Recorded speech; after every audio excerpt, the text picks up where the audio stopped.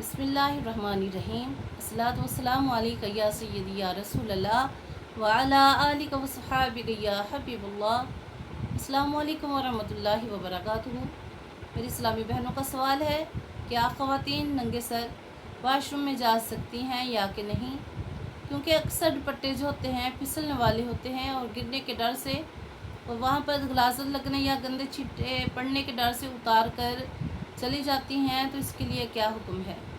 ये फ़िक़्ह का मसला है।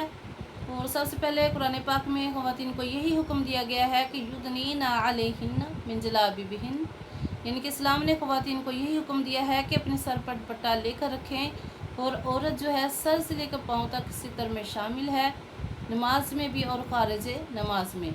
और इसी तरह बाल भी सितर में शामिल है। और घर में चूँकि फरिश्ते भी मौजूद होते हैं, इसलिए यही हुक्म दिया गया है कि हमेशा बालों को ढांप कर रखा जाए, नामहरम के सामने बाल मत खोले जाएं। और बैतुल खुला में जाने के आदाब में से ये हुक्म मर्द और ख़वातीन दोनों के लिए हैं कि जब भी बैतुल खुला में जाएं तो सर को ढांप कर जाएं, क्योंकि ये सुन्नत मुबारक भी है।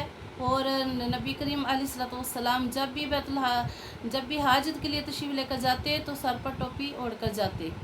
और सुनन इब्न माजा और इब्न दाऊद की हदीस पाक में है कि हज़रत ज़ैद बिन अरकम रवायत फरमाते हैं कि हुज़ूर पाक अलैहिस्सलातु वस्सलाम ने इरशाद फरमाया कि बैतुल खुला वो जगह है जहाँ पर शयातीन मौजूद होते हैं। इसलिए जब भी कोई बैतुल खुला में जाए तो ये दुआ पढ़ ले, अल्लाहुम्मा इन्नी अऊज़ु बिका मिनल खुबुसी वल ख़बाइस, तो वो शयातीन के शर से महफूज रहेंगे। इसलिए औरतों को चाहिए कि जब भी बैतुल खुला में जाएं तो हमेशा सर को ढांप कर जाएं, ताकि वो शयातीन के शर से जन्नात से महफूज रह सकें। क्योंकि जन्नात वगैरह अक्सर जो होते हैं वहाँ पर ज़्यादा मौजूद होते हैं और वो औरतों के बाल की तरफ ज़्यादा माइल होते हैं।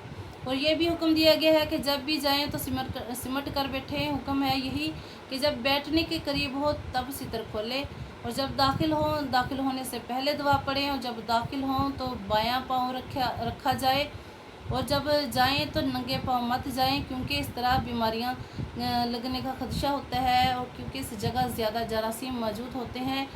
अल्लाह ताला से दुआ है कि अल्लाह रब्बुल इज़्ज़त हम सब को ज़िंदगी के हर मामले में प्यारे आका अलैहिस्सलातु वस्सलाम की सुन्नत मुताहिरा पर अमल करने की तौफीक अता फरमाए। आमीन व मालिना इल्लल बलागुल मुबीन।